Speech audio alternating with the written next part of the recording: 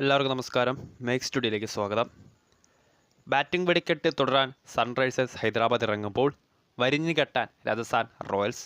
Hello guys, welcome to RR versus SRH match preview. അപ്പോൾ IPL 2024 കരുത്തുറ്റ batting നിരയുള്ള Hyderabad നേരിടുകയാണ് കരുത്തുറ്റ ബൗളിംഗ് ലൈനപ്പുള്ള രാജസ്ഥാൻ റോയൽസിനെ. ഈ സീസണിൽ ഒന്നിലധികം മത്സരങ്ങളിൽ 200 മുകളിൽ സ്കോർ ചെയ്ത ടീമാണ് SRH എങ്കിൽ ഒരൊറ്റ തവണ മാത്രം 200 മുകളിൽ റൺസ് വഴങ്ങുകയും അത് ചേസ് ചെയ്ത് ജയിക്കുകയും ചെയ്ത ടീമാണ് രാജസ്ഥാൻ റോയൽസ്. അതുതന്നെയാണ് ഹൈദരാബാദ് വേഴ്സസ് രാജസ്ഥാൻ റോയൽസ് പോരാട്ടത്തെ ഏറെ ആകർഷണീയമാക്കുന്നതും.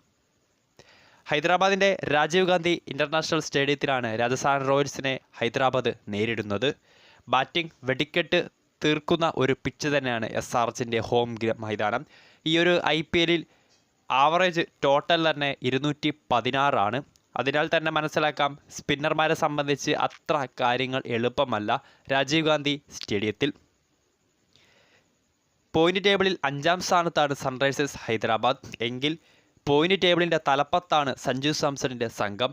പ്ലേ ഓഫ് ക്വാളിഫിക്കേഷൻ ഏതാണ്ട് ഉറപ്പിച്ചു കഴിഞ്ഞ് രാജസ്ഥാനെ സംബന്ധിച്ച് പോയിന്റ് ടേബിളിൽ ആധിപത്യം തുടരാൻ തന്നെയായിരിക്കും അവരുടെ ലക്ഷ്യം. ടീം അപ്ഡേറ്റ്സിലേക്ക് വരികയാണെങ്കിൽ കഴിഞ്ഞ മത്സരത്തിൽ ഹൈദരാബാദിൻ്റെ 11ൽ കളിച്ച ഷഹബാസ് അഹമ്മദ്, ഓൾറൗണ്ടറായിട്ടുള്ള ഷഹബാസ് അഹമ്മദിന് പകരം ലെഗ് സ്പിന്നർ മായങ്ക് മാർക്കണ്ഡെ രാജസ്ഥാനെതിരായ പോരാട്ടത്തിൽ അവരുടെ ടീമിലേക്ക് 11ലേക്ക് മടങ്ങിയെത്തിയേക്കും.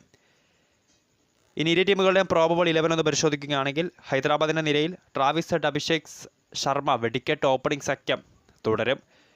Aidan Markram, Heinrich Klaasen, Nitish Kumar Reddy, Abdul Samad, captain Pat Cummins, Mayank Markande, Bhuvneshwar Kumar, Jaydev Unadkat, Anmolpreet Singh എന്നിവർ ആയിരിക്കും. ഒപ്പം ഇമ്പാക്ട് പ്ലെയർ ഓപ്ഷനായിട്ട് T നടരാജനെയും അവർ പരിഗണിച്ചേക്കാം. രാജസ്ഥാൻ റോയൽസിലേക്ക് വരികയാണെങ്കിൽ ജയ്സ്വാൾ, ജോസ് ബട്ട്ലർ ഓപ്പണിംഗ് സഖ്യം.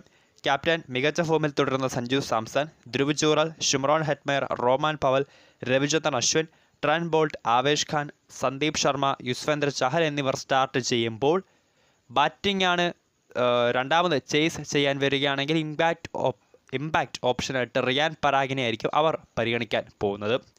സോ ഇതാണ് ഇരു ടീമുകളുടെ പ്രോബബിൾ 11 എന്ന് പറയുന്നത്. നേരത്തെ പറഞ്ഞതുപോലെ ഹൈദരാബാദിലെ രാജീവ് ഗാന്ധി സ്റ്റേഡിയത്തിലാണ്, അതായത് ഹൈദരാബാദിൻ്റെ ഹോം മൈതാനത്താണ് മത്സരം നടക്കാൻ പോകുന്നത്. ബാറ്റിംഗ് വെടിക്കെട്ടിന് പേര് കേട്ട ഒരു മൈതാനം തന്നെയാണ്.